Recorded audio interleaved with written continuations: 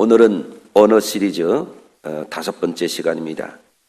이 시간을 통해서 우리 삶을 새롭게 하시는 하나님의 은혜가 우리 성도님들의 삶에 짙게 드리워지기를 주의 이름으로 축원합니다. 말은 하나님이 사람들에게 주신 특별하고 위대한 선물입니다. 사람은 평생 말을 하고 살지요. 여러분 오늘도 말씀하셨죠? 네, 내일도 하실 것이고 아마 세상 떠나실 때까지 우리는 말을 하고 사는 존재들입니다. 새삼스럽기는 합니다마는 어떤 의미에서는 이 말이라고 하는 것이 우리의 삶이 계속되는 동안 계속해서 우리의 삶에 영향을 미치는 것이기 때문에 그 중요성을 우리가 새삼 인식하는 것이 필요합니다. 말은 세상을 움직이는 거예요. 말이라고 하는 것은 나라를 움직이는 것이기도 하고 기업을 움직이는 것이기도 하고 이 말이 우리의 가정과 우리의 생활 전반에 여러 가지로 영향을 미치고 있다고 하는 것을 누구도 부인할 수가 없습니다. 그렇기 때문에 우리의 삶이 바뀌기를 원한다면 이 언어가 바뀌어야 된다고 하는 것, 그것이 대단히 중요한 가치입니다. 다시 말하면 좋은 언어를 사용해야 우리가 좋은 미래를 바라볼 수가 있습니다. 할렐루야. 그러므로 우리가 성도로서 거룩한 삶으로 변화된 삶을 살려면 언어가 반드시 변해야 합니다. 그래야만 하나님께 우리가 영광을 돌릴 수가 있고 또 더 나아가서 주변 사람들에게 좋은 영향을 미치며 평화를 나누는 그런 삶을 살 수 있는 줄로 믿습니다. 그러면 복음적인 언어에 대해서 오늘 말씀을 전할 터인데 복음적인 언어라고 하는 것은 어떤 언어인가? 오늘 본문의 상황을 통해서 우리가 배울 수 있게 되기를 바랍니다. 예수님이 성전에 계셨을 때에 사람들이 와서 특히 바리새인과 서기관이 와서 음행 중에 잡힌 여인을 끌고 와서 예수님을 시험했습니다. 그들이 말하기를 선생님이여 이 여자가 가늠하다가 현장에서 잡혔나이다. 모세는 율법에 이런 여인을 돌로 치라고 그랬는데 뭐라고 말씀하시겠습니까? 하면서 하나는 이 여인을 해할 목적으로 또 하나는 예수님을 책잡아서 고소할 목적으로 그들이 이렇게 나쁜 말을 하게 되었던 거예요. 오늘 본문의 말을 주의해서 보면 율법주의자들은 사람을 해치고 죽이는 언어를 사용하고 있고 예수님은 살리는 복음적인 언어를 사용하고 계심을 우리가 대조적으로 볼 수가 있습니다. 그러면 죽이는 언어, 이 정죄의 언어, 이 심판의 언어는 율법주의자들이 사용했고 오늘날 이 세상에서도 우리가 얼마든지 접하게 되는 그런 언어라고 할 수가 있어요. 특히 오늘 우리가 살아가는 이 사회는 여러 가지 나쁜 언어들이 매일매일 난무하고 있습니다. 적대적인 언어, 흔하게 듣습니다. 뉴스 매체를 통해서 듣게 되죠. 공격적인 언어, 너무나 쉽게 우리 사회에 만연이 되어 있습니다. 여러분, 어제 프랑스 파리에서 대형 테러 사건이 일어나서 전 세계가 놀라게 됐습니다. 여러분, 이 일단의 테러리스트들이 6군데에서 다니면서 식당, 또 공연장, 축구장 이런 데서 테러를 저지르게 되었는데 그들이 테러만 하는 게 아니라 그들이 테러와 함께 죽이는 언어를 사용하고 있는 것을 우리가 관찰할 수가 있어요. 이 살인과 폭력의 현장에는 언제나 증오와 죽이는 언어가 있어요. IS, 이슬람 국가라고 하는 집단이 생겨나가지고 지난 7월 22일 파리 거리가 시체로 뒤덮이게 될 것이다. 이렇게 위협을 가한 적이 있어요. 그리고 마침내 어제 대형 이런 참사가 일어났습니다. 여러분, 예수님은 이렇게 말씀하신 적이 있어요. 요한복음 10장 10절에서 도둑이 오는 것은 도둑질하고 죽이고 멸망시키는 것이다 그랬어요. 도둑이 의미하는 것은 사탄의 영을 의미합니다. 사탄이 뭐하는 존재냐? 도둑질하고 죽이고 멸망시키는 존재라는 거예요. 그러면 예수님이 온 것은 왜 오셨느냐? 생명을 얻게 하고 풍성히 얻게 하려고 오셨다라고 하는 거예요. 생명을 얻고 풍성히 얻게 하려고 이 세상에 오셨다라고 하는 이 말씀이 곧 복음이에요. 할렐루야. 그래서 예수님의 말씀을 두 글자로 요약하면 복음입니다. 살리는 말씀이에요. 생명을 얻고 풍성히 얻도록 하는 말씀이에요. 할렐루야. 여러분, 이 세상에는 영적으로 보면은 죽이는 세력과 살리는 세력이 존재합니다. 오늘날 우리가 살아가는 이 세상에는 수많은 사람들이 죄로 물든 언어를 사용하고 있어요. 폭력적인 언어들을 쉽게 사용하고 있어요. 죽음의 언어를 무의식적으로 습관적으로 사용하는 이들이 너무 많아요. IS는 어저께 또 테러를 저질렀습니다만 앞으로도 러시아를 또 위협을 해요. 러시아의 모든 바다가 핏빛으로 물들 것이다. 이렇게 무서운 그런 공격적인 말을 하고 죽음의 위협을 하고 있습니다. 뿐만 아니라 북한은 종종 뭐라고 그럽니까? 서울을 불바다로 만들겠다. 여러분 끔찍하지 않아요? 여기가 불바다가 된다고 생각을 해봐요. 이게 호전적인 이런 사람들이 이렇게 이야기를 하는 거예요. 오늘날 우리가 사는 이 세계는 여전히 군비 경쟁을 하고 전쟁과 폭력이 있고 그리고 갈등과 이해관계에 여러 가지 상충되는 세력들이 서로 적대시하면서 서로 위협하면서 세력 대결을 하면서 나쁜 언어들을 쏟아내고 있어요. 이런 세상에 살면서 우리 성도님들도 이런 언어에 쉽게 노출되기 때문에 정신적으로 죽음의 언어, 남을 해치는 이런 악한 언어에 너무 쉽게 익숙해지기가 쉬워요. 폭력적인 언어, 또 남을 심판하는 정죄하는 언어에 무의식적으로 물들기가 쉽습니다. 성도들은 오늘 본문에 예수님처럼 살리는 언어, 이 복음적인 언어를 배우셔서 우리의 삶을 통해서 죽은 영혼을 살리고 또 인자가 온 것은 생명을 얻고 풍성히 얻게 하려 하신 것이다 라는 이 말씀과 같이 가정에서 교회에서 직장에서 사회에서 어느 곳에 가든지 복음적인 언어를 통해 덕을 끼치고 은혜를 끼치는 우리 성도들이 되시기를 주의 이름으로 축원합니다. 오늘 본문은 예수님이 어떻게 복음적인 언어를 활용하셨는가 이것을 우리가 배울 수 있게 합니다. 첫째로는 복음적인 언어는 어떤 언어인가 보니까 정죄하지 않는 언어입니다. 예수님은 율법주의자들이 정죄하는 죽음의 언어를 말하기를 기대했지만 예수님은 이렇게 말합니다. 너희 중에 죄 없는 자가 먼저 돌로 치라. 이렇게 말씀하시는 거예요. 본문을 자세히 보면 예수님이 두 번 글씨를 땅에 쓰십니다. 첫 번째 쓰셨던 것은 너희 중에 죄 없는 자가 돌로 치라 그런 거였어요. 그것을 보고 묻는 자가 없었다 그랬습니다.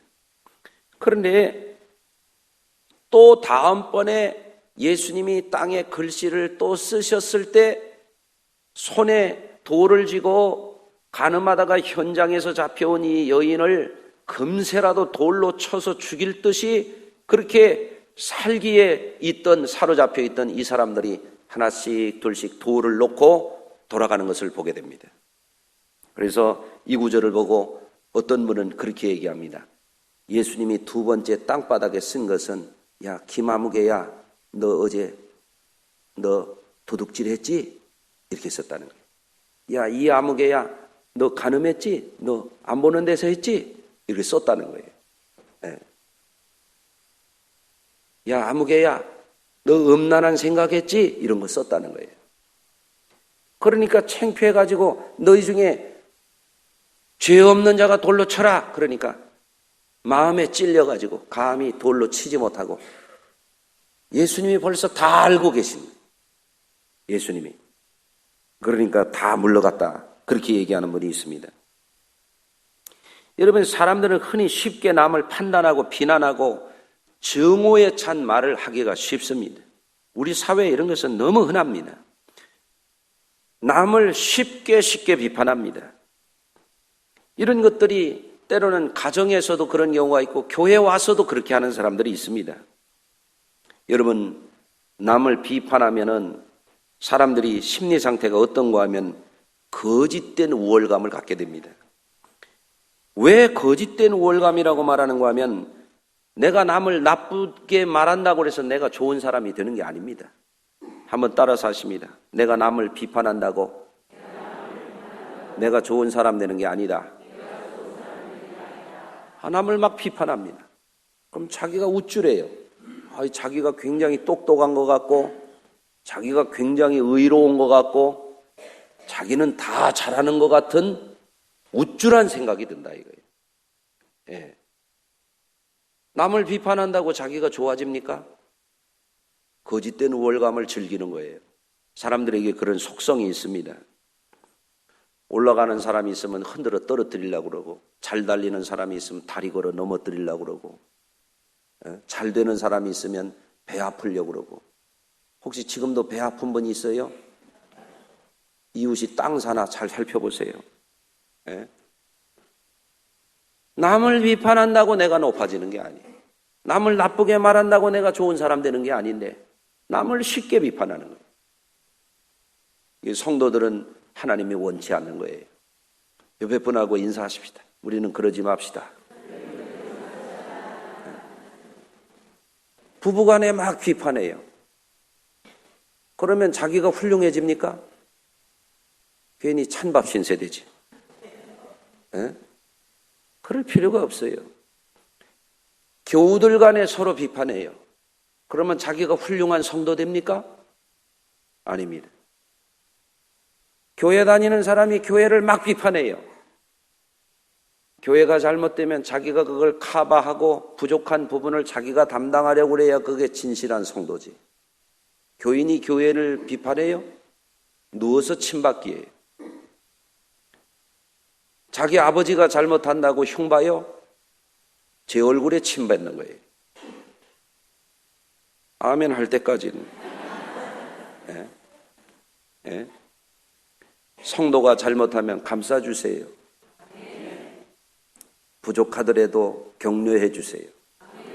복음적인 언어는 살리는 겁니다. 할렐루야. 여러분, 우리 사회가 이렇게 공격하고 증오하고 미워하고 너무나 비판이 난무하고 이것은 왜 그럴까? 오랜 전쟁과 분쟁의 역사 그리고 우리 민족의 상처가 많기 때문이다. 이렇게 분석하는 분들도 있습니다. 그에 더하여 짧은 역사 속에서 급속한 경제 발달을 이루느라고 사람들이 치열하게 살아왔어요. 너무나. 봉건 사회와 제국주의 식민 사회에서 민주주의 사회가 세워지면서 투쟁을 많이 했어요. 그러다 보니까 그럴 수 있어요. 어찌 말하면 이것은 시대적인 진통일 수가 있습니다. 오늘날 또한 우리는 얼마나 치열한 경쟁 사회에 살고 있습니까? 학생들은 갈수록 더 학력 경쟁이 치열해지고 있고 취업 경쟁이 치열해지고 있고 옛날에 이렇게 일하고 밥 벌어먹고 살던 재래식 직업들이 이제는 새로운 직업군들에게 밀려나고 있고 위협을 당하고 있어요. 사람들이 불안해요. 그러다 보니까 사람들이 마음의 여유가 없어요. 언어가 거칠어지고 있습니다. 문제는 남을 해치는 말, 남에게 해악을 끼치는 말도 서슴없이 하는 그런 사회가 되어가고 있다는 것이 안타까운 일이에요. 우리가 흔히 접하게 되는 이런 부정적인 언어들은 국민 정서를 갈수록 사납게 합니다. 비판이라는 것도 때로는 필요할 때가 있지요. 그것을 몰라서 하는 말이 아닙니다. 학문적인 정확성이 필요할 때에나 명백한 논리를 위해서는 이 비판이라고 하는 것이 때로는 필요할 수가 있어요. 그렇지만 사람이 늘 비판적인 말을 분별 없이 하게 되면은 문제가 생기는 거예요. 상처를 주게 되고 관계가 파괴되게 되고 행복하게 살 수 있는 사람들이 불화하게 되는 거예요. 문제가 심각해집니다. 가정에서도 서로 비판하게 되면 가족이 서로 상한 감정을 갖게 되고, 공동체 안에서도 서로 비판하게 되면 불필요한 분쟁이나 다툼이 일어나게 되고, 이런 문제가 생기게 되는 겁니다. 상처 주기만 하는 게 아니라 또 상처받게 되는 거고, 이념 갈등이나 이해 갈등이나 종교 갈등, 이런 것이 더 진전되게 되면 어떻게 되는가 하면 폭력과 전쟁, 테러와 같은 것으로 발달이 되게 됩니다. 참극으로 나타나기도 하죠. 때로는 단순한 비판을 넘어서 사람들의 이 사용하는 언어가 사람을 죽음으로 몰고 갈 수도 있어요. 어떤 사람들은 너무나 잔인한 이 비판의 말을, 악성 댓글이나 이런 것을 견디다 못해서 그 분노감, 수치심, 이런 것을 참지 못하고 억울한 감정을 달래지 못하고 스스로 목숨을 끊는 일도 생기지 않습니까? 이와 같이 이런 죽이는 언어는 치명적이고 파괴적이고 사람을 해치는 악을 바라는 무서운 것입니다. 그러므로 우리 성도들은 이 언어가 가진 때로는 나쁜 영향, 때로는 좋은 영향, 이런 것을 잘 기억하시고 언어를 잘 선택해서 사용하는 우리 성도님들이 되시기를 바랍니다. 율법적으로 남을 쉽게 비판하고 판단하고 정죄하는 것은 주님이 믿음의 사람들에게 금지시킨 겁니다. 두 번째로 예수님이 사용하신 이 복음적인 언어는 죄에서 자유하게 하는 언어였습니다. 예수께서 일어나사 여자 외에 아무것도 없는 것을 보시고 이르시되 여자여 너를 고발하던 그들이 어디 있느냐? 이렇게 말합니다. 너를 정죄한 자가 없느냐? 그랬더니 여인이 겨우 공포에 떨다가 어쩔 줄을 몰라 하다가 겨우 고개를 들고 주변을 살펴보고는 주여 없나이다. 그런데 이 주여 없나이다 하는 이 말이 무슨 말이에요? 자유예요. 해방이야. 이제는 살았다. 이런 거예요. 예. 나도 너를 정죄하지 아니하노니 가서 다시는 죄를 범하지 말라. 여러분, 이 말을 우리가 잘 들어야 됩니다. 예수님이 절대 죄를 옹호하신 게 아니에요. 죄를 옹호하는 것과 정죄하지 아니하고 다시 사람이 새로워질 수 있도록 하는 것은 차이가 있어요. 여러분, 복음은 죄를 죄로 안 보는 게 아니에요. 죄가 있지만 회개할 기회를 주는 거예요. 그러니까 복음적인 언어를 가진 우리들이, 예수 믿는 우리들이 죄가 뭔지 의가 뭔지 헷갈리면 안 됩니다. 정의가 뭔지 불의가 뭔지 분별이 없어지면 안 됩니다. 무엇이 선이고 무엇이 악인지 분별이 흐려지면 안 됩니다. 그러나 그것을 예수님은 너무나 명확하게 아는 분이지만 죄를 옹호하지 않고 이 여인에게 새로운 삶을 살아갈 수 있는 기회를 열어주시는 거예요. 이게 뭐예요? 이게 복음적인 언어예요. 예. 그렇기 때문에 여러분, 우리가 여기서 보게 되는 것은 예수님은 그 여인이 비록 죄를 지었음에도 불구하고 그 여인을 함부로 대하거나 비하시키거나 그 여인에게 극한 수치심을 주거나 이런 걸 하지 않으셨다는 거예요. 이게 예수님에게서 발견되는 놀라운 점이죠. 여러분, 죄는 밉지만 죄인을 사랑하라, 그런 말이 있어요. 어떤 사람이 죄를 지었다고 해서 그 사람이 100% 나쁜 경우는 없어요. 어느 한순간 어느 잘못된 분노감이나 어떤 유혹에 그 사람이 잘못된 생각에 빠지고 부분적으로 잘못에 넘어갈 때도 혹 있다 하더라도 그 사람 전체가 이거 나쁜 사람, 이렇게 말하는 것은 옳지 않은 거예요. 다 나쁘지는 않아요.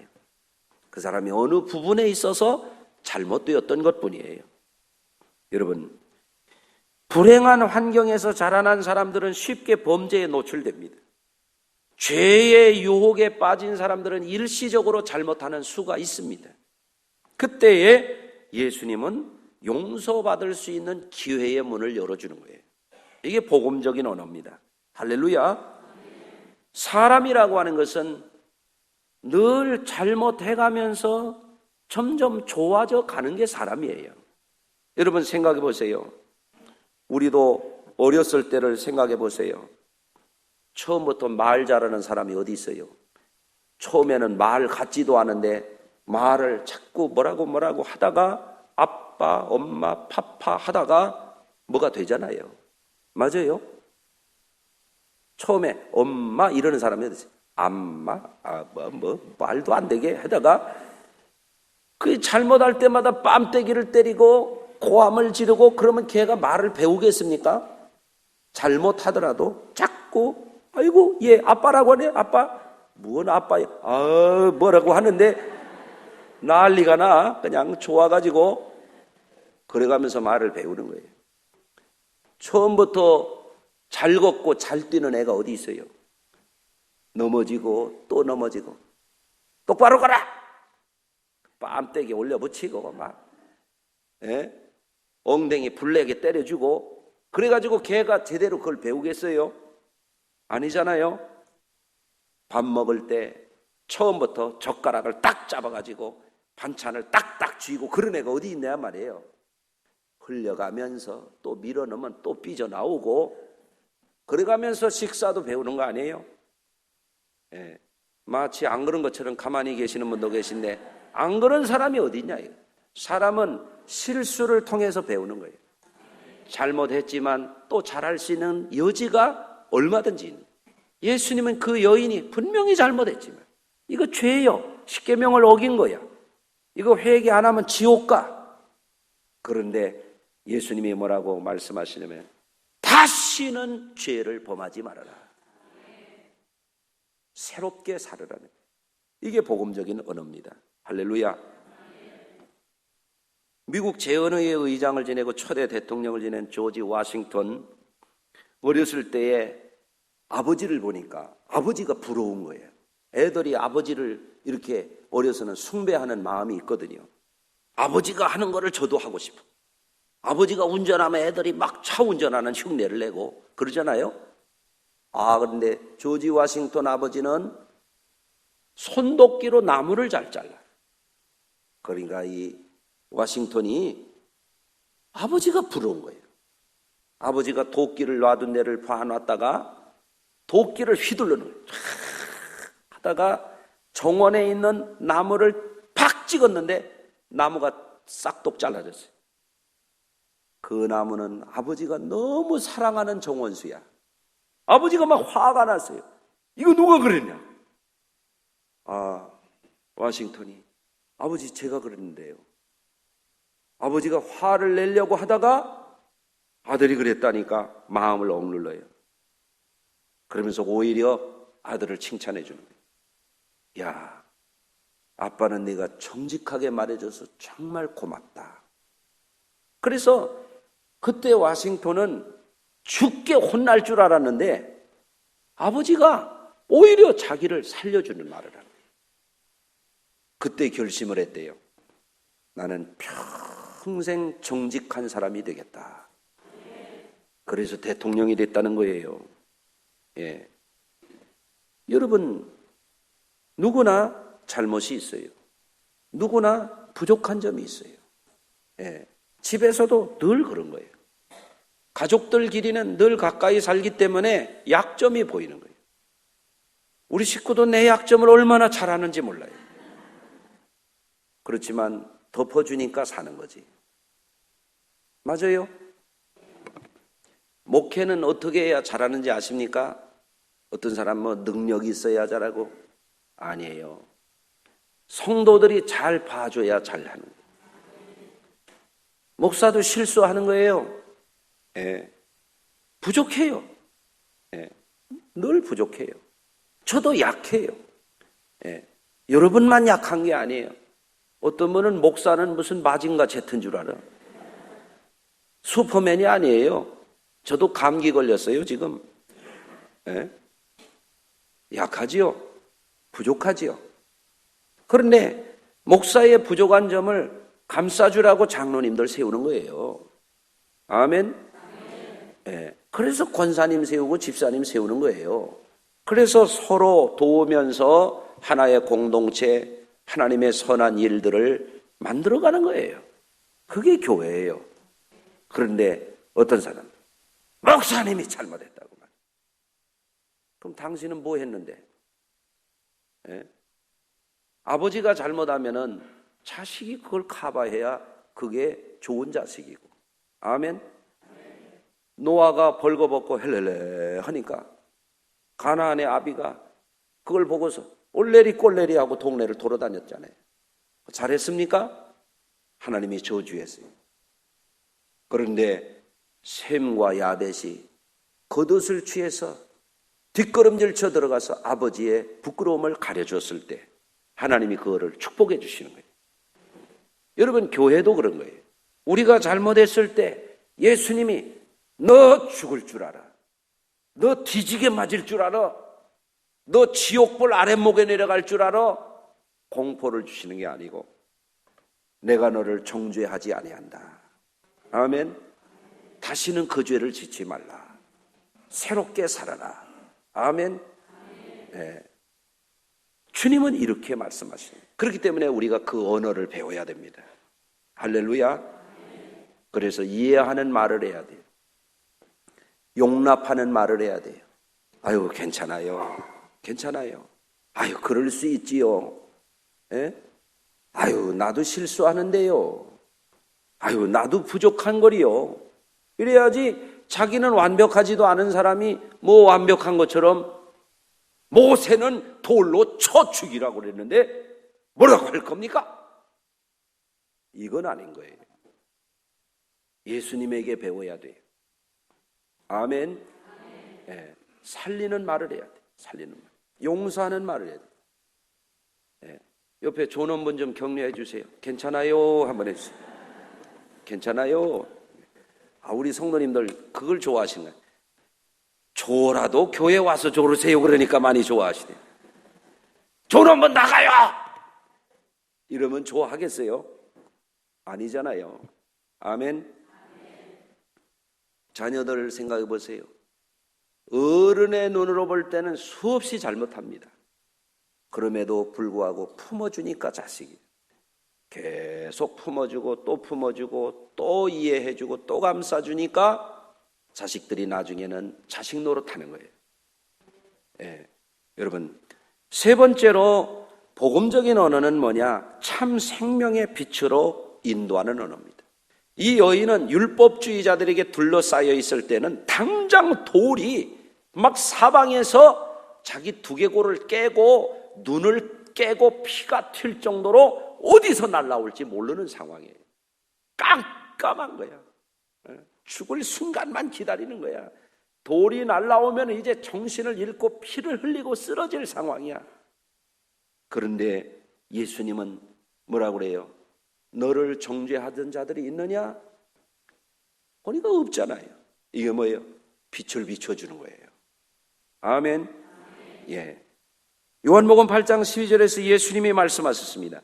나는 세상의 빛이니 나를 따르는 자는 어둠에 다니지 아니하고 생명의 빛을 얻으리라. 아멘. 그래서 우리 예수 믿는 이들은 어두운 곳에 가서 빛을 비춰야 돼요. 할렐루야. 예, 전에 있던 교회에서 바자회 할 때 노래방 기계를 갖다 놓고 노래를 부르는데 나는 그게 복음성가인 줄 알았어요. 어두운 세상에 빛을 비춘다고 하는 그런 노래가 있더라고. 라라라라라 하는 거 있잖아요. 왜? 예? 몰라요? 다 아시면서 뭐, 예? 야, 그 노래 가사를 보니까 예수 믿는 사람들이 그렇게 살아야 되겠다. 어두운 곳에 빛을 비추겠다. 아유, 그런 좋은 곡이 있더만요. 예. 예수님은 말씀하십니다. 너희는 세상의 빛이라. 사람이 등불을 켜서 말 아래 두지 아니하고 등경 위에 두나니 집안 사람을 비추느니라. 산 위에 동네가 숨기우지 못할 것이다. 예수 믿는 사람들이 어두운 데 가서 자꾸 빛을 비춰요. 슬픈 곳에 가서 위로자가 돼야 되고 가난한 사람들에게 희망의 용기를 불어넣어야 되고 아멘. 삶에 희망이 보이지 않는 사람들에게 희망을 자꾸 불어넣어줘야 되고 안 되는 사람들에게 가서 될 수 있다고 하는 것을 자꾸 북돋아 줘야 돼요. 이게 복음적인 언어예요. 아, 당신은 잘할 수 있다고. 나보다 더 잘할 거라고. 당신은 이런 점이 훌륭하다고. 할렐루야. 천재과학자 아인슈타인은 4살 때까지 말을 잘못했답니다. 초등학교 생활 기록부에 보면 이 아이는 성공할 가능성이 희박한 아이다 이렇게 써 있대요. 마침내는 그 학교에서 쫓겨났어요. 학교를 졸업도 못하고요. 그런데 이 아인슈타인을 천재로 만든 사람이 누구냐면 그 어머니였어요. 학교에서 쫓겨난 이 아인슈타인을 어머니가 콕 안아주면서 뭐라고 하냐면, 아인슈타인, 너는 절대 실망하지 마라. 엄마가 너를 너무 잘 알아. 엄마가 보기에 너는 특별한 아이야. 엄마가 볼 때 너는 세상을 놀래킬 거야. 나는 믿어. 너는 특별하단다. 넌 그걸 잊지 마라. 이렇게 그 아이가 절망할 그 상황에 희망의 빛을 아이에게 불어넣는 거예요. 그러니까 아인슈타인이 다른 사람은 몰라줘도 우리 엄마가 나를 알아주니까 자신감을 잃지 않고 천재 과학자가 됐단 말이에요. 여러분, 복음적인 언어 생활이라고 하는 것은 용서의 말을 하는 거예요. 예? 또 용납하는 말을, 환대하는 말을 하는 거예요. 아멘. 예. 희망을 불어넣고 생명을 불어넣는 거예요. 복음적인 언어는 사람을 가치 있게 말해주는 거예요. 예. 참 우리 성도님은 이 점이 특별하십니다. 이렇게 해야 돼요. 아멘. 예. 집에서도 그래야 돼요. 나는 당신 때문에 살아요 이래야지. 나는 너 때문에 못 살겠다. 이러면 죽이는 언어예요. 너들 때문에 못 살겠다. 이거 죽이는 언어예요. 엄마 아버지가 왜 살겠냐? 너들 때문에 사는 거야. 이게 살리는 언어예요. 아멘. 수능 시험 안 됐다고 너 못 살겠다. 내가 너를 어떻게 뒷바라지를 했는데 너 죽고 나 죽자. 이거 죽이는 언어예요. 야, 행복은 성적순이 아니라고 그러잖아. 괜찮아. 엄마가 기도하는데 하나님이 너를 절대 버리지 않는다. 이거 살리는 언어예요. 아멘. 예. 여러분, 이 복음의 언어를 우리가 배워야 됩니다. 복음의 언어는 사람을 귀하게 만들어줘요. 복음의 언어는 사람을 행복하게 만들어줘요. 복음의 언어는 사람을 자유하게 만들어줘요. 복음의 언어는 사람을 존재감을 줘요. 아멘. 근데 오늘 본문의 상황에서 이 여인을 죽이려고 하는 사람들이 누구냐면 율법주의자들이에요. 왜 그런지 아십니까? 하나님의 말씀이 살리는 말씀을 갖다 죽이는 말로 잘못 사용하고 있기 때문에 그래요. 상담 심리학적으로 말하면은 어떤 사람들이 문제가 되냐면 자녀를 키울 때 지나치게 완벽주의로 기르면 애를 죽여요. 엄마가, 아버지가 엄격한 기준을 해놓고 그거를 어길 때마다 애를 가차없이 벌을 주면은요, 애가 인정 없는 사람이 되고 분노감이 생기게 되고 잔인한 성격이 생기게 되고 어디 가서도 맨 비판만 하게 되고 남을 칭찬할 줄을 모르게 되고 덕담을 할 줄을 모르게 되고 약점만 발견하게 되고 이런 사람이 됩니다. 여러분, 복음적으로 변화돼야 됩니다. 옆에 분하고 다시 인사하십니다. 괜찮아요. 힘내세요. 잘 될 겁니다. 아멘. 우리 교회 잘 돼요. 여러분 집안은 은혜 받으면 잘 되는 거예요. 예수 잘 믿으면 행복해지는 거예요. 앞으로 얼마든지 잘 살 거예요. 할렐루야. 그냥 아멘 하지 말고 진짜 아멘 해보세요. 네. 기도하겠습니다. 하나님 감사합니다. 오늘도 사랑하는 성도들 함께 은혜 받게 하시고 함께 예배케 해주시니 감사합니다.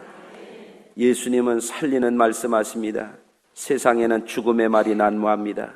세상에 물들지 않게 하시고 예수님을 따라 배우게 하시고 우리 가정에서 우리 교회에서 직장에 나가서 세상에 나가서 어느 곳에 가든지 사람을 귀하게 축복해 주게 하시고 사람들을 존귀하게 세워주게 하시고 사람들에게 은혜를 끼치게 하시고 용서하게 하시고 용납하게 하시고 저들을 귀하게 예수님의 이름으로 살리게 하여 주옵소서.